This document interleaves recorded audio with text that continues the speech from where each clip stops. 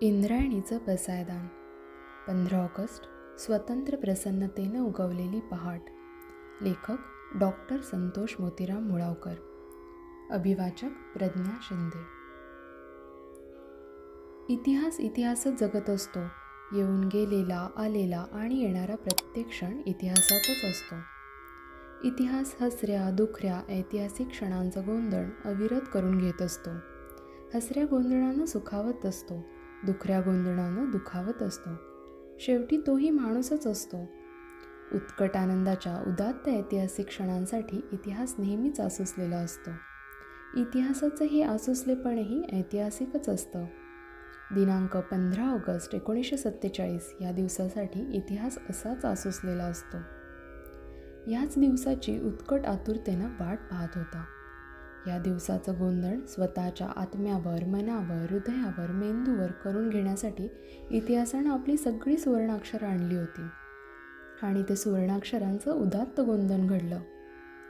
उत्कट कृतार्थतेचे क्षण इतिहासानं अनुभवले. इतिहास काय असतो याचा उलगडा इतिहासाला झाला. भारताच्या स्वातंत्र्याची उदात्त क्रांती सार्थक झाली. स्वातंत्र्यासाठी आसुसलेली उन्नत बलिदानं कृतकृत्य झाली. विजयमाला समजून गळ्यात घालून घेतलेले फासांचे दोरही गहिवरले. फासांच्या गहिवरात पश्चाताप दाटून आला. स्वतःचे प्राण पणाला लावणारे परमपवित्र सत्याग्रह सफल होत आनंद विभोर झाले. स्वातंत्र्याच्या महन्मंगल अविश्रांत चळवळीला मुक्त प्रकाशाची प्रसन्न हसरी पहाट गवसली. भारत मातेच्या अंगावरच्या पारतंत्र्याच्या उद्दाम शृंखला भयभीत होऊन गळून पडल्या. अमानुष अन्याय, अतिरेकी जुलूम, उन्मत्त जबरदस्ती, लुटारू स्वार्थ, मस्तवाल सत्ता यांनी बरबटलेलं 150 वर्षांचं परकीय पारतंत्र्य शेवटचा आचका देत संपुष्टात आलं. इथल्या हवेतल्या श्वासांना 150 वर्ष बेशर्मीनं अंधार कोठडीत डांबून ठेवणारा निर्लज्ज युनियन जॅक कमालीचा शर्मिंदा झाला.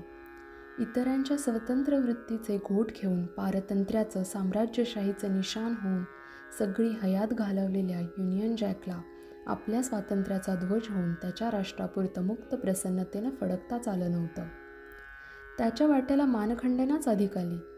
शेवटची मानखंडना घेत खाली मान घालून तो ध्वजस्तंभावरून खरकन खाली उतरला आणि स्वातंत्र्य, मानवता, समानता, समता यांचं शाश्वत सुगंध गीत गात निर्भय अहिंसेचा, निर्भीड सत्याचा, अलौकिक त्यागाचा, तेजस्वी क्रांतीचा गगनभेदी जय जयकार करीत स्वतंत्र भारताचा अशोक चक्र चिन्हांकित तिरंगा राष्ट्रध्वज झरकन वर चढत मोठ्या डौलानं मुक्त हवेत आनंद विभोर होत फडकू लागला. कोंडलेले श्वास मुक्त होऊन हवेच्या स्वातंत्र्याशी आत्मीयतेनं एकात्म झाले. स्वातंत्र्याचा असा दिलखुलास, उदात्त, उन्नत, महन्मंगल स्पर्श मुक्त हवेनं आजपर्यंत कधी अनुभवलाच नव्हता. भारत मातेच्या पुनीत मातीचे वात्सल्य कण गहिवरले. आपल्या महापराक्रमी तेजस्वी क्रांतिपुत्रांच्या आठवणीनं डबडबले. आपल्या लेकरांच्या सांडलेल्या रक्ताच्या थेंबातून पाझरणाऱ्या स्वातंत्र्याचा भावविभोर अश्रूंनी अभिषिक्त होत भारतमाता धन्य झाली. स्वतंत्र प्रसन्नतेनं पहाट उगवली.